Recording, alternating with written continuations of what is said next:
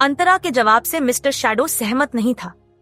उसने समझाते हुए कहा, हर आदमी की ये फितरत होती है, जब दूसरे आदमी उसकी प्रेमिका के पीछे लग जाए तो उसके स्वभाव में अपने आप जलन पैदा हो जाती है। ये सुनकर अंतरा ने पूछा, तो आप ये कहना चाहते हो कि आपको ऋषभ मालिक से जलन हो रही है?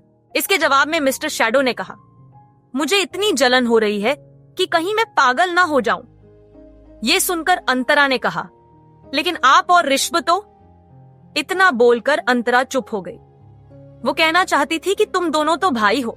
मिस्टर शैडो ने पूछा, क्या हुआ, रुक क्यों गई? अंतरा ने जवाब देते हुए कहा, मैं खुद को हमेशा ऋषभ मालिक से दूर रखने की कोशिश करती हूँ, इसलिए इस बात की गारंटी दे सकती हूँ कि मेरा और ऋषभ मलिक का सिर्फ प्रोफेशनल रिश्ता है। अगले दिन सुबह अंतरा के पैरों की जांच करते हुए तन्वी ने कहा, अंतरा रानी, तू कुछ ज्यादा ही नाजुक है, इसलिए तुझे दर्द हो रहा है। और ये देख, तेरी एंकल तो मेरी कलाई जितनी पतली है, इसमें कहाँ सूजन दिख रही है, बता जरा।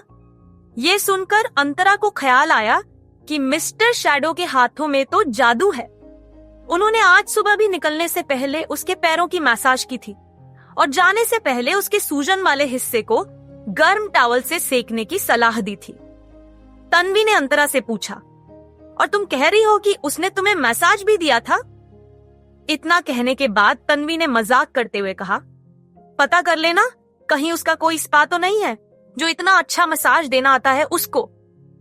इसके जवाब में अंतरा ने हंसते हुए कहा, नहीं, ऐसा कुछ नहीं है, उसकी तो वो टैलेंट मैनेजमेंट कंपनी है।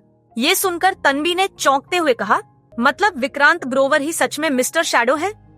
ये बोलकर तन्वी अंतरा के नजदीक जाकर बैठ गई और विक्रांत का मूल्यांकन करते हुए बोली, मैंने पता किया है, सबका यही कहना है कि विक्रांत ग्रोवर अच्छा और ईमानदार आदमी है। अब समझ आ रहा है कि क्या हुआ होगा।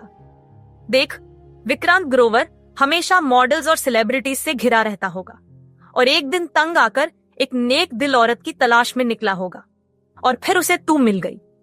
ये सुनकर अंतरा जोर से हंस पड़ी और उसने कहा, मुझे तो लगा था कि हमेशा की तरह तुम मेरी खूबसूरती की तारीफ करोगी। जवाब में तन्वी ने कहा, हर बार एक ही बात बोलूंगी तो तू बोर हो जाएगी ना।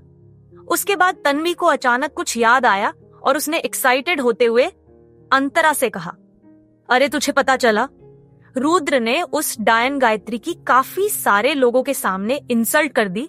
बिजनेस सर्कल में कल से इसकी बातें हो रही हैं। उस दिन यॉट पार्टी में जो पोल खुली थी, उसके बाद तो तुम्हारी प्यारी बहन को शर्म नहीं आई थी। इस बार देखते हैं क्या होता है। इतना कहने के बाद तन्वी ने क्या क्या हुआ था विस्तार से बताया। तन्वी ने अंतरा को बताया कि जब इवेंट चल रहा था तब रुद्र ड्रेसिंग रूम के पास चला गया था और मॉडल्स के वापस आने का इंतजार कर रहा था। सब कह रहे हैं कि वो किसी एक मॉडल से मिलना चाहता था। लगता है गायत्री के अलावा किसी और के साथ भी उसका चक्कर है। तन्वी ने अंतरा से शरारती अंदाज में कहा, बेचारी अबला नारी गायत्री के साथ तो अन्याय हो रहा है। अभी तो उसकी रुद्र से शादी भी नहीं हुई और उसके पहले ही उसकी जगह लेने वाली कोई और आ गई। ये कहने के बाद तन्वी ने हंसते हुए कहा, और सबसे बेस्ट तो ये है कि वो एक मॉडल है, इसलिए डेफिनेटली वो उस डायन गायत्री से ज्यादा खूबसूरत होगी। लेकिन मैंने कभी नहीं सोचा था कि उसे अपने बुरे कर्मों की सजा इतनी जल्दी मिलेगी। हालांकि उसकी क्या हालत होगी ये देखने के लिए मैं बेकरार हूँ। तन्वी की बातें सुनकर अंतरा सोचने लगी। उसे ख्याल आया कि अच्छा हुआ पिछले दिन मिस्टर शैडो उसे वेन्यू से सीधा बाहर लेकर गए। अगर वो आउटफिट बदलने ड्रेसिंग रूम में गई होती तो उसने रुद्र को किसी और औरत के साथ इंटीमेट होते देख लिया होता। फिर तो काफी ऑकवर्ड सिचुएशन हो जाती। तन्वी ने अंतरा से पूछा, रुद्र का एक और अफेयर शुरू हो गया है, ये जानकर तुझे तकलीफ नहीं हुई?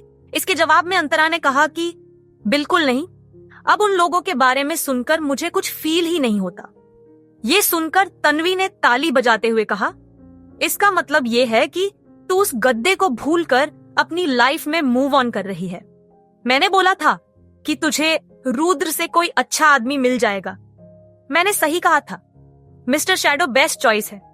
चाहे रंग रूप की बात हो, चाहे दौलत की बात हो, या फिर तुम्हारे प्रति समर्पित रहने की बात हो, वो हर तरह से रुद्र से बेटर है। ये सुनकर फिर अंतरा को कुछ ख्याल आते ही उसने तन्वी से पूछा, क्या कश्यप अंकल विक्रांत ग्रोवर के साथ बिजनेस करते हैं? जवाब में तन्वी ने कहा, पक्का तो पता नहीं, लेकिन हाँ, उस जमीन के बारे में मैंने तुझे बताया था ना, जो मेरे पापा की कंपनी को चाहिए थी और उसकी डील नहीं हो पा रही थी। वो जमीन पापा ने विक्रांत ग्रोवर से ही खरीदी थी और उसकी डील वाली बात तो तुझे बताना भूल ही गई थी।